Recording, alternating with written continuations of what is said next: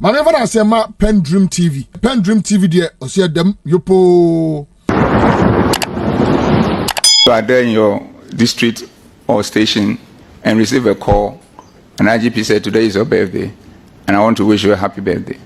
There have been 2 instances that I have been in a region Nicodemously organized for a cake and walk to a police station and handing over the cake to the person, and then becomes a party there and then. So we know that not everybody will like us, but we have a way of making sure that everybody feel belong. And we've done that with my colleagues as a team and getting to that. Now coming to the other issue of the Public Affairs Department. Honorable Chair, it is something we have discussed at POMAP, agree upon a strategy for redefining our engagement with the public in a manner that sits well with international best practice. You have had a system where you get up in the morning, everybody across the country, across at times district, division, and regional level, granting interviews on matters of police from a perspective that at times not informed by the full facts. And at the end of it all, when the facts come, the organization look unpresentable, and you keep dampening the spirit of the organization and continue to smear the image of the service in bad light. So we agreed at POMAP that we need to redefine it as part of our transformation agenda, such that at the end of the day, before you speak to a matter, be sure that you have the full facts, so that gradually we will create a system where something happened and the whole community, the whole people will say that until the police have come out, we don't believe what is being said. Rather than having a system where everybody is talking, would have truth, and putting the police in bad light because people think that it's coming from the police, it's not creditworthy. How can we then win the hearts and minds of the public for them to partner with us to police them in a manner that will make the country feel at peace? So all this matter is not the invention of Dampare. It is something that we've looked at and then got all the commanders at all levels involved and get their inputs before it is handled. Because I quite remember a police management with regional commanders meetings were held, and all the PROs were brought and they deliberated on this, and we all saw that this is good for the organization. Then the question that came, then how do we do things and inform the public timely so that there won't be any gap? Then we said that we will not sit down for things to happen on Friday and we behave as if we are not a security institution. We said that it is in the weekend, so we will inform the public the next day, the next Monday. But we know, from my little understanding of media and information space, it's like a chair. Whoever walks in first sits on it. And you cannot come and sit on top of him or her. By that time, the public might have been informed or misinformed based on that information. So we need to have a very efficient way of getting information there as soon as possible. That is why you see that in recent times, information from police across all our media space are delivered on matters as soon as we have the full facts that will inform the public to continue to deepen their trust, confidence, and respect for us. We do that irrespective of the time of the day. You can have us seen coming out with information in the morning, in the afternoon, in the evening, in the night, at dawn. And at times when you release information at dawn, then you hear the next day people are saying, these people, don't they sleep? Because we love what we do and we are committed doing it. So we are living international best practice. And this has redefined the way we go about pushing half-truth there and using that to dampen the spirit of the organization. And finally, we have even gone to the extent of ensuring that when that information is out there, there is no way it becomes something that people cannot rely on. So, Honorable Chair, there is nothing that we are doing that is not informed by our strategy to transform and become the best institution in the country and reference point for the world. And by way of example, internationally and nationally, we are also learning from other institutions the way they conduct their public affairs. So the international standards we are looking for is both national in character and an international also in character or design. So we are very focused in working together as a team and with the public and with all stakeholders, including Parliament, to ensure that we have the best police service in Africa and beyond. I thank you. Please, let me just. Okay. Yes. The gentleman over here has covenanted with me to ask just one more question, and I come to Vice, because we are about to conclude today's proceedings. So, Honorable, you have the floor. Thank you very much, Chairman. I have one question, and then I will just make it very brief. It is in two parts, A and B. The A is just requiring you to say yes or no. The A is requiring you to just say yes or no. IG,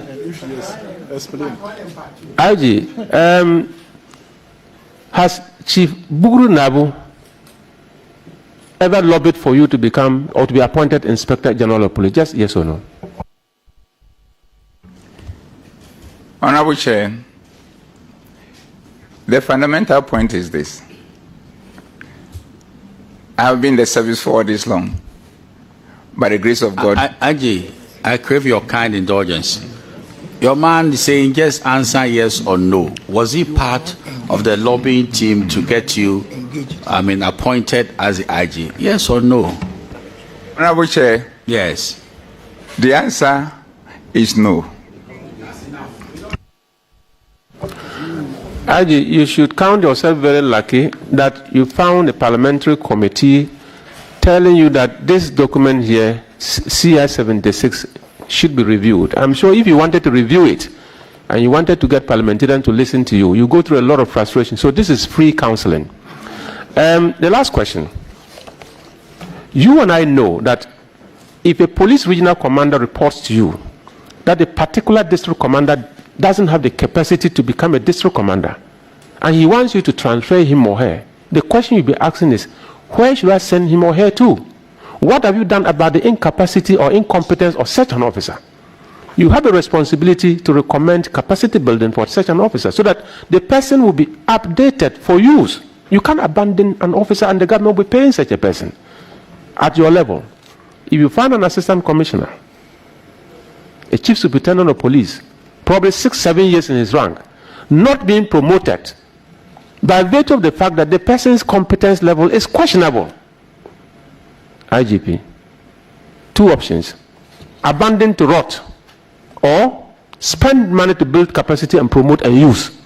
Which one will be your choice? Thank you. Honorable Chair, the most important thing is that it's something that we have found a way of deliberating upon it since I came on board as the head of the organization. And my colleagues and I, we've not been able to agree, and knowing the points I've made here, that I've always been a team player. And once we've not have a solid consensus, that has been the bane of the issue. But I can assure you, it's a deep reflection for us, and we are going to look at it and work with God's speed and get that thing handled in a manner that everybody will feel at peace. I thank you. Now, Vice Chair.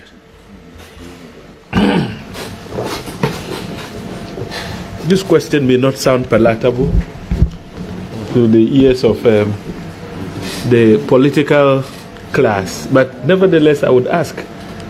With your kind permission, Chairman. IGP. It has been said here that you are in the habit of arresting politicians for traffic infractions. An example was given to the effect that a second vice chairman of a political party was arrested by they said you. What is your reaction to this? Do you have applied your laws in a targeted manner with the aim to fishing out politicians and dealing with them, so to speak? I need your reaction to this because it's very important, you know. Honorable Chair, the most important thing is this. I am the Inspector General of Police. I work in concert with my officers at POMAB and all other commanders across the country. As we sit here, people have been arrested in accordance with law. I am not the one doing the arrest. So I have not personally arrested anybody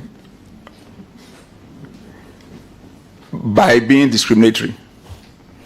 It's just that police officers are out there doing their work of enforcing the law. And then they are not doing it on my instructions. They are doing it in accordance with the laws of the country which have been passed by Parliament. So this is exactly what they are doing out there. And we understand the discomfort that such arrests by these officers happen.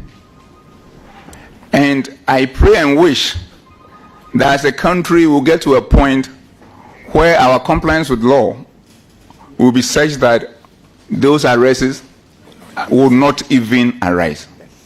Because, Honorable Chair, you agree with me. When my colleagues and I had opportunity with this privilege, and once again, with appreciation to Mr. President for appointing me as Inspector General of Police, in our quest to transform, we saw that indiscipline on our roads were getting to a point of no return. And the number of accidents and the associated death or injuries leading to amputation of legs and hands and other parts of the body was becoming something unthinkable.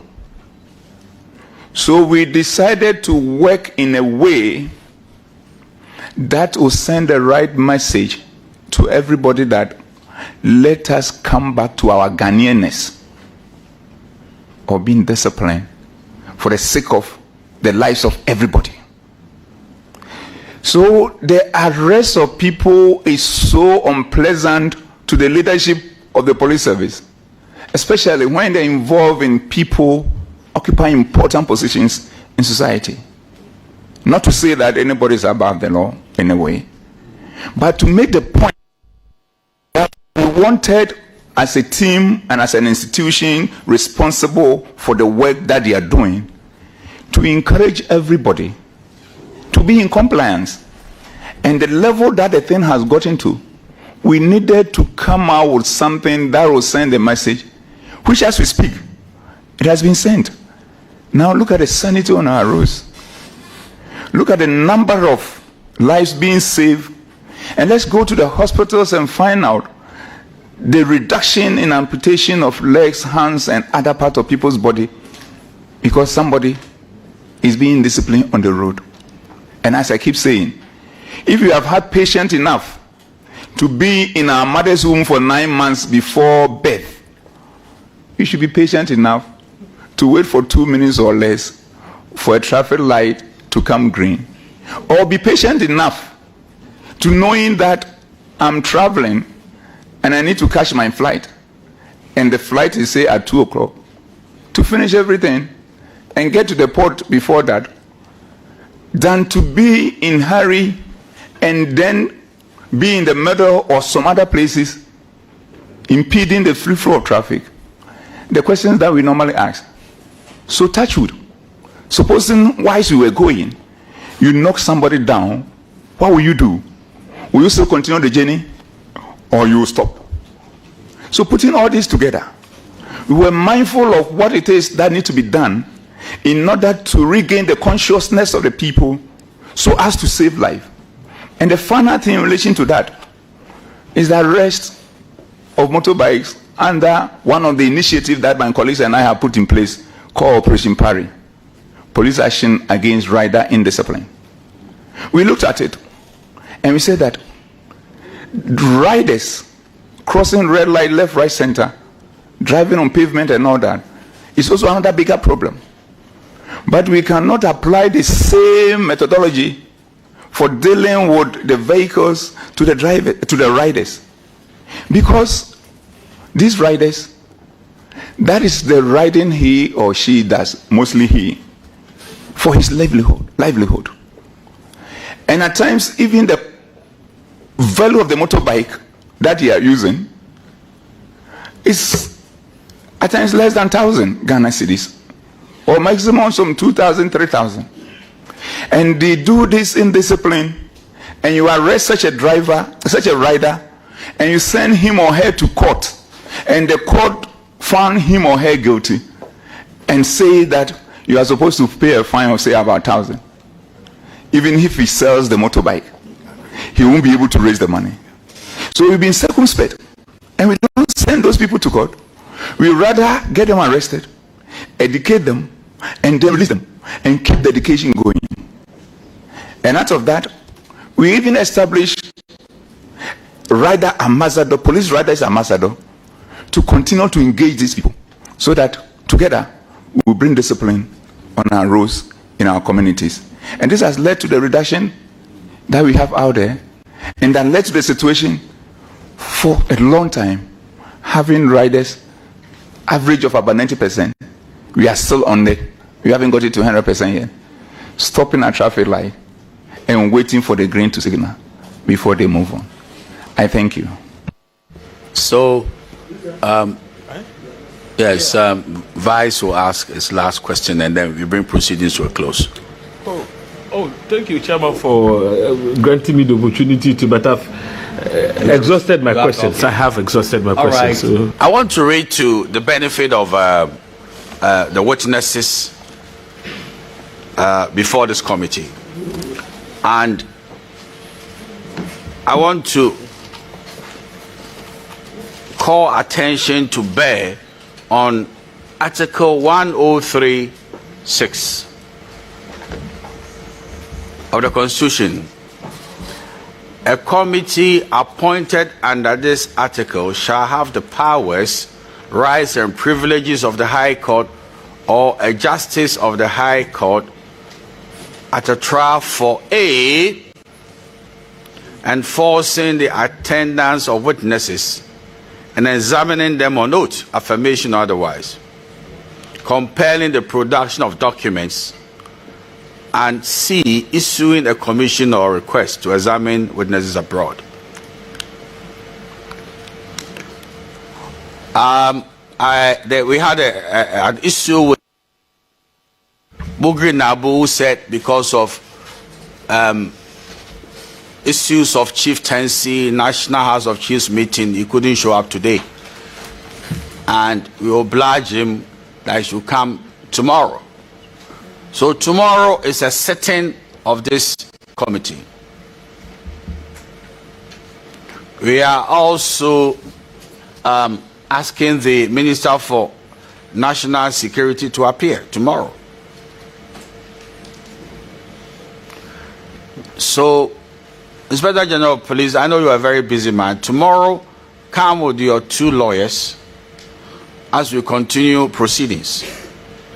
When we meet, you have a sense of where we are going with this matter.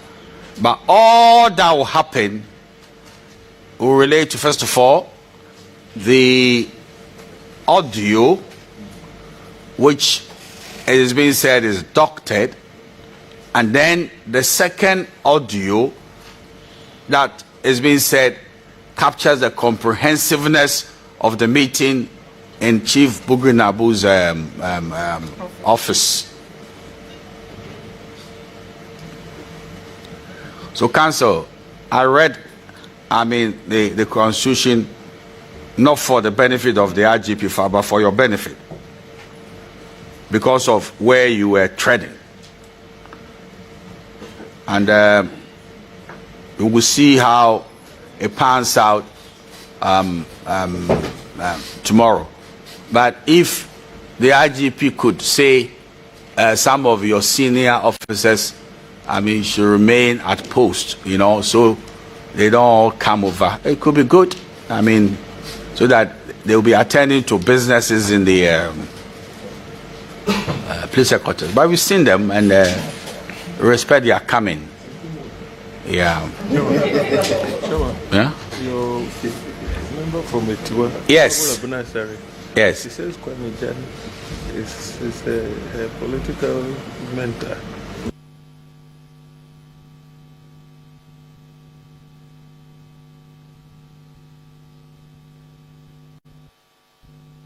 We have in our midst also one of the decent ladies who glorify womanhood in the political arena. She's a Deputy Minister for Finance, Honorable Abna Asari. You have some association with the lawyer Kwame Jan, or what is it? With both of them. They are all from Etiwa, and that's why I'm here today. Yes. Lawyer Kwame Jan and the IGP. I didn't know this, I didn't know. It's a fact.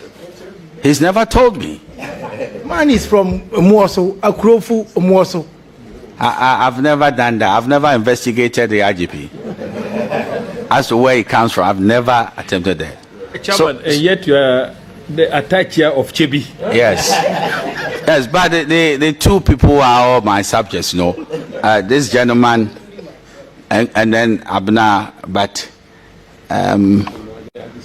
she's not giving me the largesse of her office. And I leave it to God.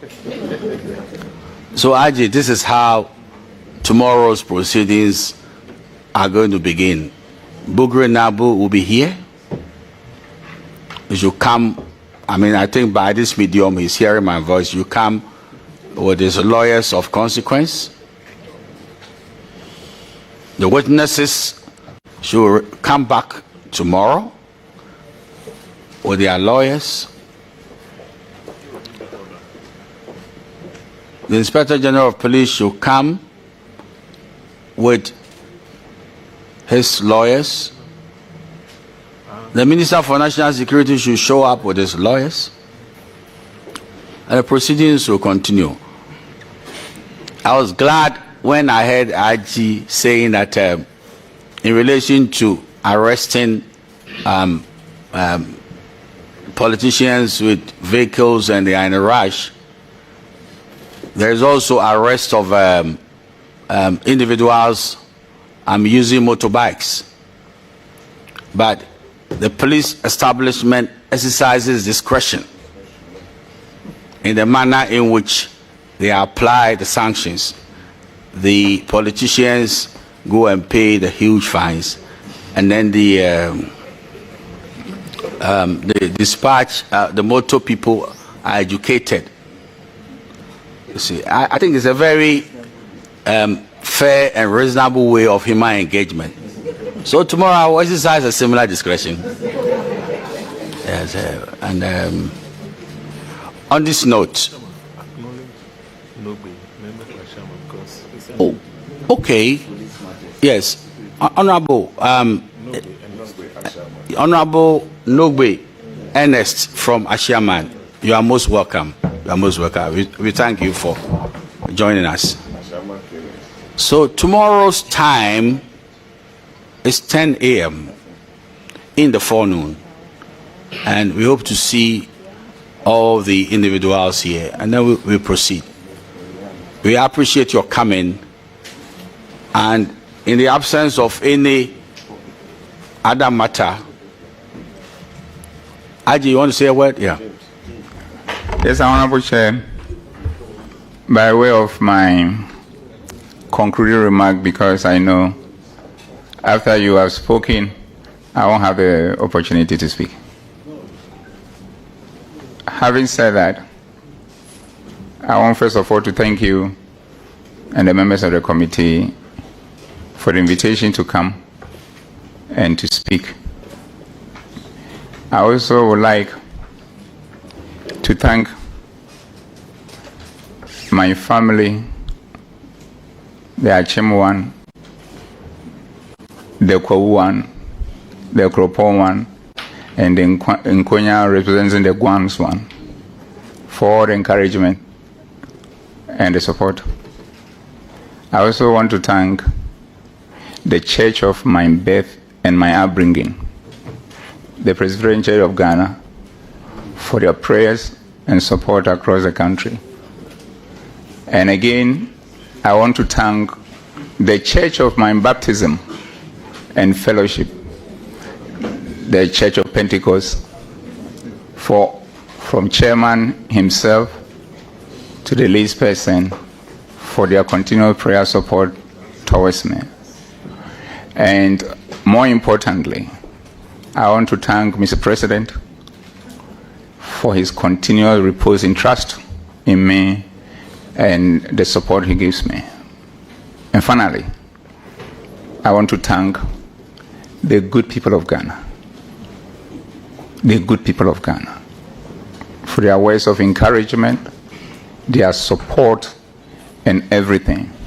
In the context of thanking the good people of Ghana, I want also to thank the thousands of police officers across the country for the excellent job that they are doing, and the many sending me letters of encouragement, words of encouragement, phone calls, and everything. And I assure them that I will continue doing my best in that capacity, in service of God and in country. I thank you very much, sir. Well, it's good you came, and God permitting, tomorrow we continue the proceedings. On that note, the proceedings are hereby adjourned to tomorrow at 10 o'clock in the forenoon.